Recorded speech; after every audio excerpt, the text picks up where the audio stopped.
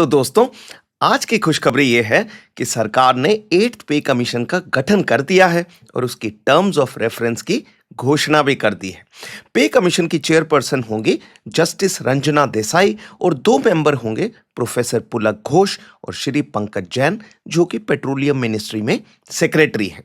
पे कमीशन को अपनी रिपोर्ट जमा करने के लिए 18 महीने का समय दिया गया है। तो पे कमीशन 30 अप्रैल 2027 के करीब अपनी रिपोर्ट जमा कर देगी और उसे लागू करने के लिए 3 से 4 महीने और लग सकते हैं। तो आप नई सैलरी और नई पेंशन अगस्त 2027 के करीब आने की उम्मीद कर सकते हैं।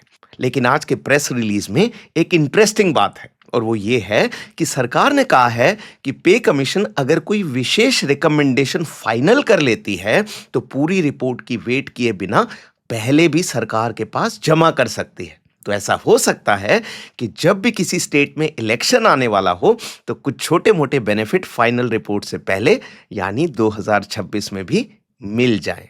अब आते हैं टर्म्स ऑफ रेफरेंस पर। तो सरकार ने पे कमीशन से कहा है कि सरकारी कर्मचारियों की सैलरी और पेंशन पर अपनी रिकमेंडेशन देते समय वो 5 बातें ध्यान में रखेंगे। नंबर 1, एडिशनल खर्च रीजनेबल होना चाहिए और देश की इकोनॉमिक स्थिति के अनुसार होना चाहिए। नंबर 2, नई सैलरीज और पेंशन के बाद नॉर्मल जनता की वेलफेयर स्कीम्स के लिए पैसा अवेलेबल रहना चाहिए। Number 3, unfunded cost of non contributory pension schemes. अब ये हम डिफेंस पेंशनर्स के लिए बहुत इंपॉर्टेंट है। सरकार पे कमीशन से कह रही है कि भाई नई पेंशन डिसाइड करते समय ये ध्यान रखना है कि इन स्कीम्स की जो कॉस्ट है उसके लिए हमारे पास कोई अलग से फंड या सेविंग्स नहीं है।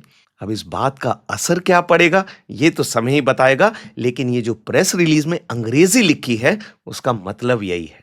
नंबर 4, अगर स्टेट गवर्नमेंट्स भी 8th पे कमीशन को इंप्लीमेंट करती हैं तो राज्यों की अर्थव्यवस्था पर क्या असर पड़ेगा, पे कमीशन उस पर भी गौर करेगी। और नंबर 5, पे कमीशन स्टडी करेगी कि पब्लिक सेक्टर और प्राइवेट कंपनीज में जो कर्मचारी हैं उनकी पे कितनी है और उसके अनुसार सरकारी कर्मचारियों की पे भी फिक्स करेगी।